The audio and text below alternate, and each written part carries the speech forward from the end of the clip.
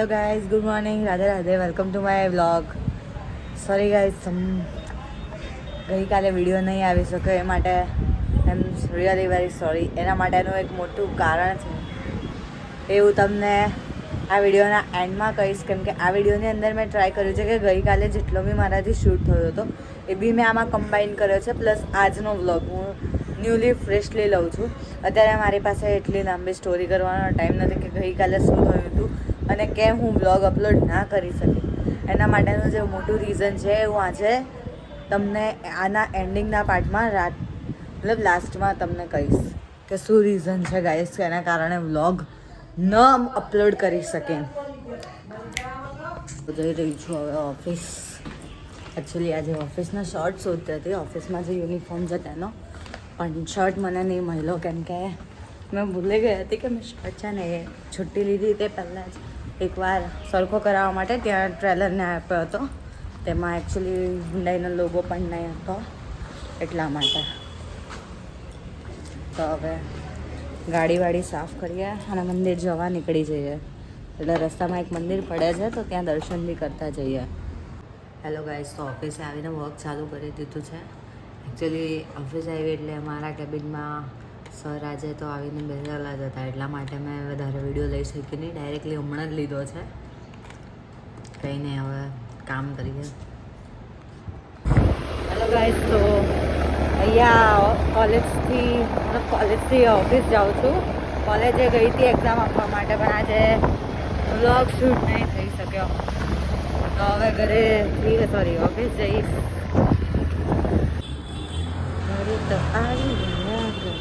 આવી ગયા પાછો ગિરનાર ચડવાનો છે. મોટામાં મોટી પ્રોબ્લેમ ફર્સ્ટ ફ્લોરે ચડ્યા છે હજી તો. હેલો ગાઈસ, ગિરનાર ચડીને ઘરે આવી ગઈ છું. હવે મસ્ત કાલની એક્ઝામ માટેની થોડી પ્રિપેરેશન કરીશ અને બીજું તો કાંઈ વધારે છે નહીં. કાલે એક્ઝામનું પ્રિપેર કરીશ, પાછી કાલે જોબ પર જઈશ. જોબ પરથી આવીને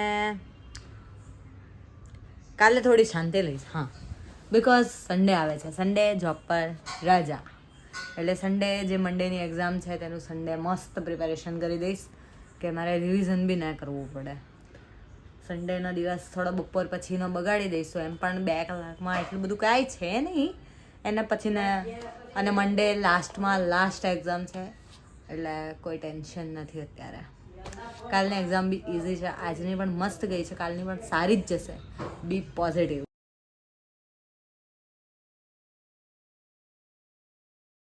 ને મળી લઈએ. મમ્મી, તમે કંઈ કહેવા માંગો છો? ગઈકાલે વ્લોગ કેમ નહોતો આવ્યો? ગઈકાલે વ્લોગ કેમ નહોતો આવ્યો એ વિડીયો જોવું હોય તો એન્ડ સુધી બન્યા રહો.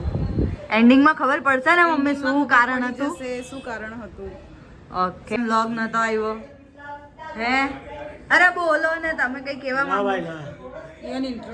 Not interested you are. તું કંઈ કહેવા માંગે છે કે ગઈકાલે કેમ વ્લોગ નહોતો આવ્યો? જો ગાઈઝ, એટલા માટે જ કહું છું એન્ડ સુધી બન્યા રહેજો. એન્ડમાં તમને ખબર પડી જશે કે કેમ ગઈકાલે વ્લોગ નહોતો આવ્યો. Let's gate ready guys. ઓફિસે પહોંચી ગઈ છું. હવે કામ ચાલુ કરીશ. બપોરે એક્ઝામ દેવા પણ જવાનું છે એટલા માટે. गाइस, अभी एग्जाम देवा जाऊँ છું ऑफिस. फाइनली गाइस, घर पे आ चुके हैं हम. अभी वापस बाहर जाने का है. क्यों जाने का है नहीं मालूम, बस जाने का है. आज घर पे खाने का मन नहीं है तो घर पे कुछ बना भी नहीं है, तो अभी जाएंगे बाहर फूड लेने के लिए. मैं और ये मेरी दोस्त और ये मेरी दादी, ये दोनों बातचीत कर रहे हैं. તો ગાઈસ, ચાઇનીઝ લેવા આવી ગઈ છું. જોઈ શકો છો કેટલી ભીડ છે અહીંયા ગાઈસ. લિટરલી ચાઇનીઝ બનવામાં હમણાં વાર લાગી રહી છે. કઈ નહીં રે, આ મારી ફ્રેન્ડ છે ગાંડી. આવું છું. પેટ્રોલ પંપ પર લાઈન જોઈ શકો છો, જાણે કરિયાણાની દુકાનમાં લાઈન ના લાગે એવી લાઈન લાગેલી છે.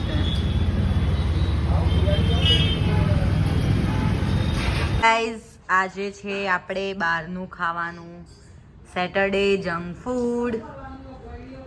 આવી જજો ખાવા માટે બધા. તો ગાઈસ, આપણે આવી ગયા છે ક્ષેત્રપાળના મંદિરે. જે અમારા સુરતમાં ફેમસ છે થોડું.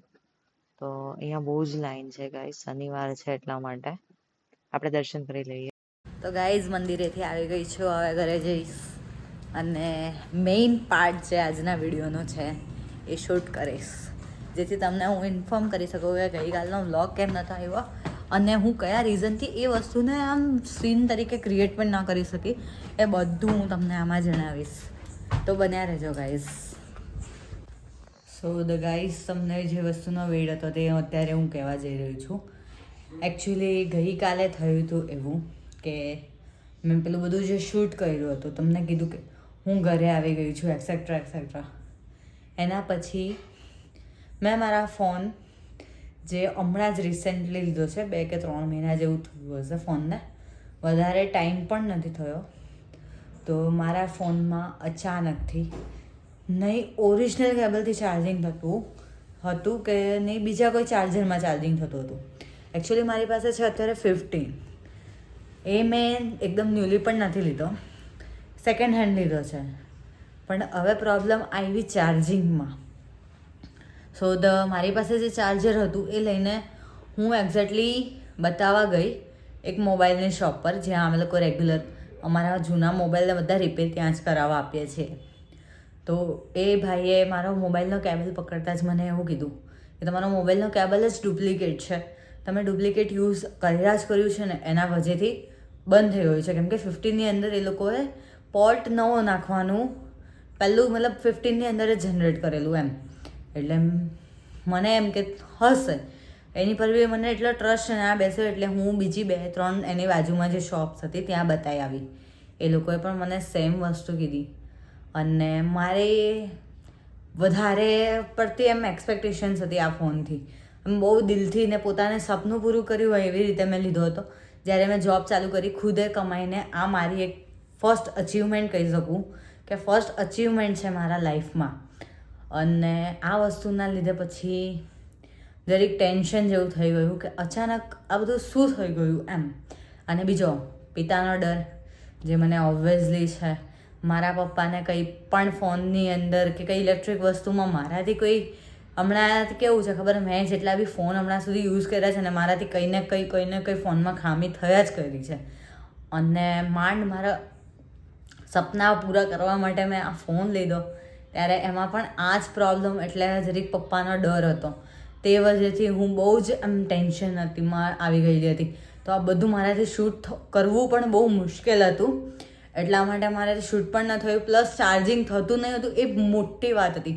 અગર ચાર્જિંગ હોય અને હું શૂટ કરું અને પછી એને ચાર્જિંગ કેબલમાં લગાડું તો ઓબ્વિયસ છે કે હું વ્લોગ અપલોડ કરી શકું. પણ વ્લોગ અપલોડ કરવા માટે, એડિટિંગ કરવા માટે બી મને ચાર્જિંગની જરૂર પડે. બિકોઝ હજી મને પીસીની અંદર કે લેપટોપની અંદર કેવી રીતે વ્લોગ એડિટ કરવાનું એ પાક્કું આવડતું નથી. એટલા માટે હું ફોનથી જ પ્રિફર કરું છું મારા વ્લોગ્સ એડિટ કરવાનું ને બધું. અચાનકથી જે આ પ્રોબ્લેમ્સ મને ફેસ કરવી પડી, હું જરાક બહુ ટેન્શનમાં આવી ગઈ હતી. એના વજહથી કાલના અધૂરા પાર્ટ્સ રહી ગયેલા જે રાતના શૂટ કરવાના હતા.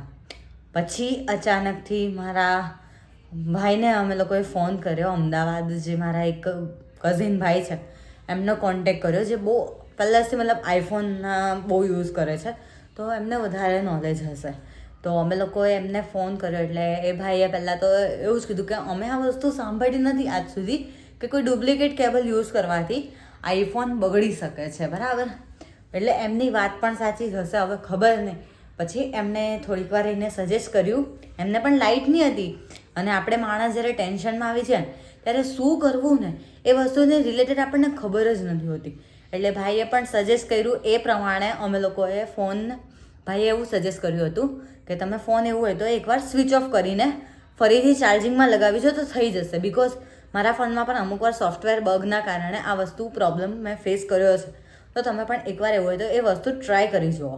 એટલે જેવા મેં ફોન સ્વિચ ઓફ કર્યો, ભગવાનનું નામ લીધું કે પ્લીઝ આ વખતે થઈ જાય, નહીં તો પાક્કું મારે 5,000 થી 6,000નો ખર્ચો કરાવવો પડે. જો કે બચી પણ જાત, કેમ કે હજી મારી 1 મહિનાની વોરંટી આ ફોનની અંદર બાકી હતી, જે મને જ્યાંથી મોબાઈલ મેં લીધો હતો એ ભાઈએ જ આપી હતી. એટલે થઈ તો જાત, પણ એને એવું કીધેલું કે ફોન મારે ખોલવો પડે. અને ખોલે એટલે ઓફકોર્સલી આપણે જે મહેનતથી કમાઈને લીધો છે આ ફોન, એની રિસેન્ટ વેલ્યુમાં કંઈ આપણને સામે ના મળે. એટલે બીજું મોટામાં મોટું લોસ. એટલે મને એ બધી વસ્તુનું એમ થોડું ટેન્શન હતું. એટલે પછી સ્વિચ ઓફ કરીને ભગવાનનું નામ લઈને જેવો ચાર્જ કર્યો એટલે મારો ફોન ચાર્જ થવા માંડ્યો ગાઈસ. ઇટ્સ બહુ જ મોટી ખુશી આવી ગયેલી ત્યારે મારા ચહેરા પર. બીજું ત્યારે તો મારી એક્ઝામ માટેનું બી આજે જે મારી એક્ઝામ હતી એનું બી કાંઈ મારાથી વંચાયું નહોતું. તો આજે જ એની પ્રિપેરેશન કરીને આજે જ ગમે તેમ એક્ઝામ આપી છે મેં. જો કે એટલી પણ ખરાબ બી નથી ગઈ ને એટલી સારી બી નથી ગઈ. It's medium. બસ તો આટલું જ હતું ગાઈઝ. હવે રાત પડી ગઈ છે, સૂઈ જઈશ. કાલે સન્ડે છે તો થોડું મોડા ઉઠીશ, થોડી મોડા વર્કઆઉટ કરીશ. Don't worry. Thank you so much guys. Video ગમે તો લાઈક શેર સબસ્ક્રાઈબ કરી દેજો. આઈ નો આ બહુ મોટી વાત નહીં હોય પણ મારી માટે આ વસ્તુ બહુ મોટી હતી. ત્યારે મને બહુ જ ટેન્શન થઈ ગયું હતું આ બધાની રિલેટેડ. એન્ડ સોરી ગાઈઝ, હું તમને એક દિવસ વિડીયો ના આપી શકી, પણ હું જેટલા બી ગઈકાલના શૂટ છે ને આજના શૂટ છે એ કમ્બાઈન કરીને નાખીશ. એટલે તમને કાલનો બી ને આજનો બી સાથે વ્લોગ મળી જશે. Thank you so much. બોલો. વિડીયો ગમે તો લાઈક કરું, લાઈક શેર લાઈક શેર કરું, સબસ્ક્રાઈબ. સબસ્ક્રાઈબ